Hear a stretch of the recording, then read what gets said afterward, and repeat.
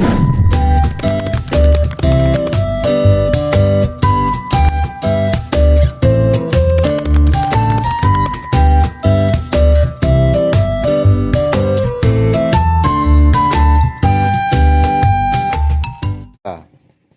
Sore Bu, perkenalkan Bu, saya Dika Febri Jalalahi dari Universitas Terbuka UPJ Samarinda. Ini izin ke lokasi usaha Ibu untuk menganalisis bisnis model kanvas. Mata kuliah bisnis model kanvas itu sebuah rangka kerja visual yang dikembangkan oleh Alexander Stapler pada tahun 2010 yang digunakan untuk menjelaskan, merancang, dan menganalisis bagaimana sebuah bisnis menciptakan nilai, menyampaikan nilai, dan menangkap nilai dalam bentuk keuntungan. Sebelumnya Bu, perkenalkan dari Ibu. Nama saya Asih. Saya sebenarnya pekerjaan utama saya adalah guru, cuman untuk sore hari mengisi kekosongan waktu saya jualan es, es teler, es boba, es buah, jus buah, dan lain-lain. Usahanya Ibu ini udah berjalan berapa lama? 1,5 tahun. Awalnya itu kalau nggak salah ingat ya April 2024 setelah Lebaran. Ini lanjut aja Bu. Ini Siap. ada beberapa pertanyaan dari BMC ini.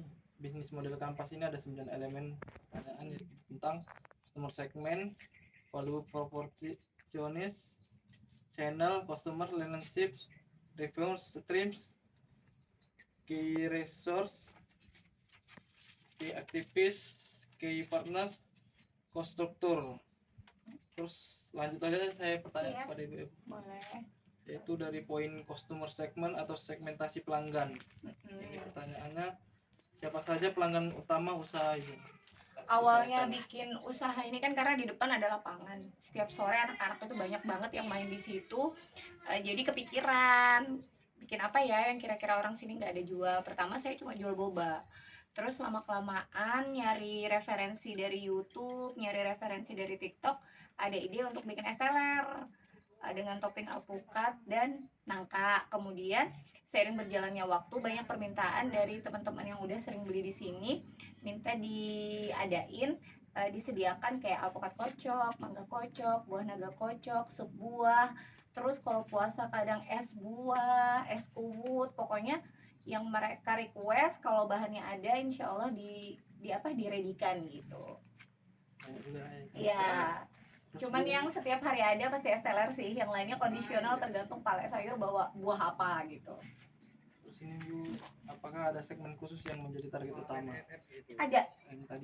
Ya awalnya anak-anak, tapi seiring berjalannya waktu tuh justru yang banyak beli itu orang perusahaan, karena mungkin kalau kita mau beli kayak es teler gini kan harus ke kota yang jaraknya 2 kilo dari sini. Jadi justru sekarang pelanggannya banyak dari orang kantor, kayak kantor desa, orang perusahaan, dari beberapa barak PT Pradiksi itu malah justru jadi langganan.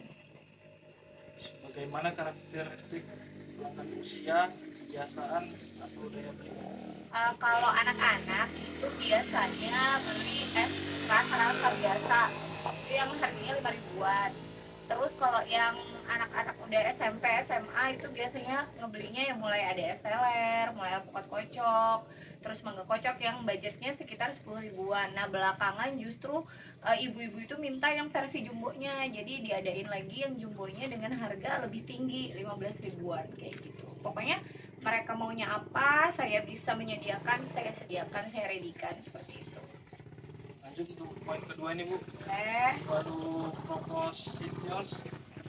Proposisi nilai.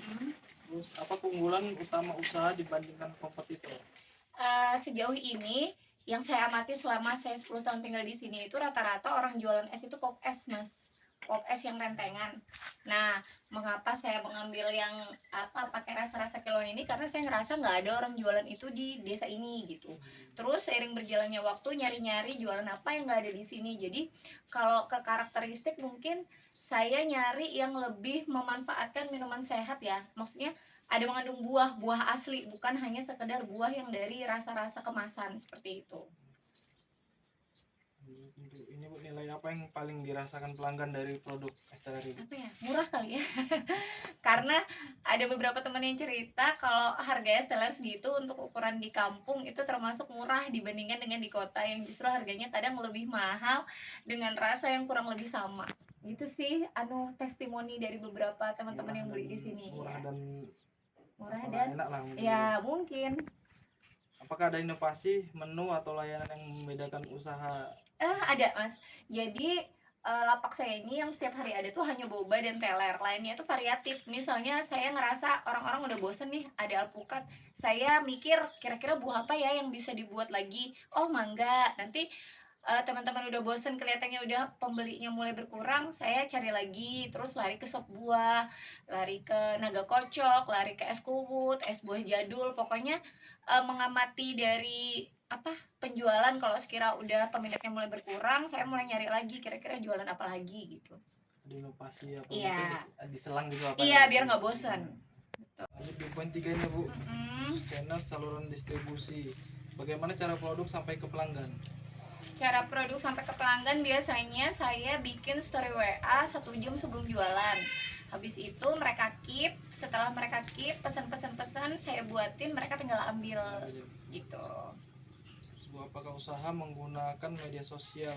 Media sosial tadi WA tadi ya Bu? WA sama Facebook. Awal ngerintis saya lebih sering post di Facebook, kemudian mereka minta nomor WA, jadi sekarang lebih ke story WA. Facebook jarang. Saluran mana yang paling efektif untuk menjangkau pelanggan? WA, WhatsApp. Iya. Terus poin keempat ini Bu, customer relationship, hubungan pelanggan. Bagaimana cara usaha menjaga hubungan dengan pelanggan? Selalu melayani dengan baik, ramah dan sabar. Walaupun kadang balas WA-nya lambat, tapi selalu maaf ya Kak, lama balas, lagi repot, lagi ngelayanin orang gitu. Si pedagang itu harus ramah. Iya, harus ramah karena kesan pertama menentukan dia beli apa enggak. Apakah ada program loyalitas atau promosi khusus itu? Pernah beberapa kali kalau lagi ada event, misalnya saya ulang tahun atau saya lagi dapat rezeki lebih, biasanya Jumat Berkah sih, beli 2 gelas gede gratis 1 es teh gitu kira-kira. Ya, atau ada event-event misalnya anak saya ulang tahun atau saya ulang tahun kayak gitu. Bagaimana usaha merespon keluhan atau masukan pelanggan? Saya terima kritik dan saran Mas, makanya saya selalu bilang kan Kak, kalau rasanya berubah atau ada yang aneh WA aja ya gitu. Atau misalnya alpukatnya kecut, kematangan, masih pahit, silahkan dikomplain ke saya, nanti saya perbaiki. Poin kelima Ibu, revenue streams arus pendapatan. Dari mana saja sumber pendapatan usaha ini? Dari Esteller, boba, es teh, dan berbagai macam yang saya jual. Sampaikan tadi ya? Iya, dari penjualan. Terus apakah hanya dari penjualan utama atau ada produk tambahan? Beberapa bulan yang lalu sih nyoba kayak makanan ringan, basreng dan lain-lain. Cuman ini lagi kosong karena suppliernya lagi tutup, jadi masih nyari supplier yang harganya sama dengan supplier awal, masih belum ketemu. Jadi sementara stop dulu jualan cemilannya. Ada cemilan ya? Ada, banyak biasanya. Sebagaimana strategi penetapan harga dilakukan? Ngitung itu, jadi kalau habis belanja saya hitung, nanti per harinya saya hitung lagi dengan belanjaan yang bulanan itu, dihitung misalnya harga ini berapa, dihitung baru dibagi dengan jumlah gelas yang kira-kira setiap hari ini akan saya jual, jadi harganya kurang lebih segitu. Poin ke-6 ini Bu, key resource, sumber daya kecil. Apa saja sumber daya utama yang mendukung usaha dari Listrik karena saya menggunakan cup sealer, menggunakan mixer, menggunakan blender itu. Apakah lokasi usaha menjadi faktor penting? Iya, saya rasa Mas, karena awalnya saya bikin usaha depan rumah karena kebetulan depan rumah lapangan, anak-anak main bola setiap hari di situ. Sayang kalau tidak memanfaatkan keberadaan lapangan bermain anak-anak itu. Iya betul. Bagaimana pengelolaan peralatan dan bahan baku dilakukan? Pengelolaan peralatan ya menyediakan peralatan yang sesuai dengan yang dibutuhkan, terus dijaga peralatannya, dirapikan, terus bahan bakunya selalu menyediakan bahan baku yang fresh. Makanya yang saya jual adalah yang dibawa palai sayur apa, misalnya buah ini palai sayur hari ini bawa apa, itu yang saya jual supaya tidak mengecewakan pembeli gitu. Sayur apanya bahan-bahannya? Bahan Iya, kayak buahnya kan biasanya nitip sama Pale tuh, karena kan nggak ada yang stay jualan buah di dalam sini, jadi titip Pale. Nanti Palenya adanya apa, itu yang saya jual hari itu juga gitu. Poin ketujuh nih, kayak Boleh. aktivis tas kunci. Aktivis harian apa yang paling penting untuk kelancaran usaha ini? Asal harinya panas nggak hujan, insya Allah aman. Cuaca ya Bu? Iya, cuaca. Kalau harinya hujan, ya wassalamualaikum, mau nggak mau lapak tutup gitu. Tergantung cuaca ya. Iya ya, tergantung cuaca. Bagaimana proses produksi dilakukan? Saya mulai kerjanya pagi, yang merebuskan bahan bakunya es teler itu jelly ya sebagian. Jelinya itu saya rebus pagi sebelum saya berangkat ngajar. Nah kalau kuah keridinya saya buat 1 jam sebelum saya jualan, karena dia nggak bisa lama-lama, nanti apa rasanya berbeda. Jadi saya buat seperti itu. Kalau buah kan tinggal iris, potong, blender pas orang beli gitu aja. Terus apakah ada aktivitas promosi atau inovasi menu secara rutin? Enggak sih, cuman inovasi itu pasti, cuman tidak harus beberapa hari sekali, beberapa bulan sekali, itu tidak. Cuman kadang kalau saya lagi lihat-lihat HP dapat ide, oh kayaknya bagus nih jualan ini, gitu aja sih. Inovasi jalan, cuman timingnya tidak teratur kayak gitu. Buat 8 Bu, Boleh. di partners mitra kunci. Boleh. Apa ada mitra penting di usaha ini? Kayaknya enggak deh, saya sendiri. Mungkin yang dari apa? Pale sayur Oh iya, pale sayur, bener. Pale sayur itu Nitip usaha jantungnya ya, untuk nitip buah-buahannya. Iya. Apakah ada kerjasama dengan pihak lain?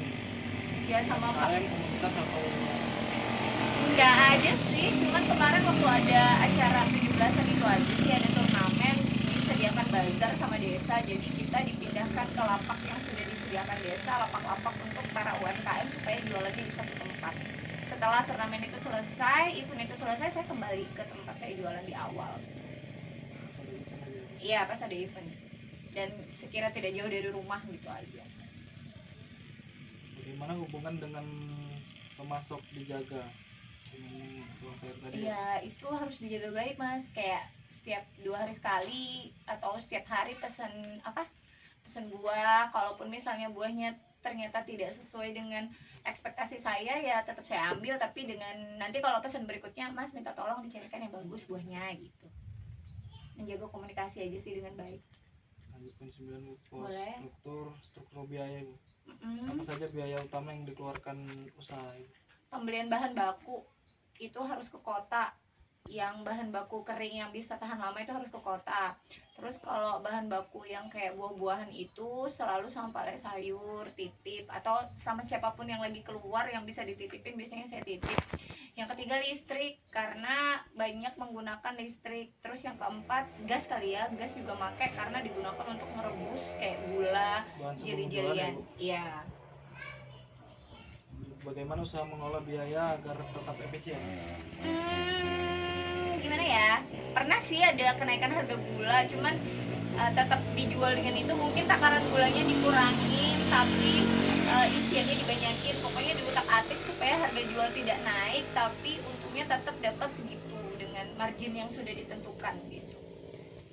Ada hubungan kalibrasi? Iya, ada hitungannya. Terus apakah ada biaya tambahan untuk inovasi atau pengembangan usaha? Kalau titip orang aja sih biasanya bayar just tip. Kalau nitip orang selain Pale sayur ya, karena kan kalau beli di Grogot itu orang-orang sini open just tip, jadi biasanya bayar biaya just tipnya aja sih.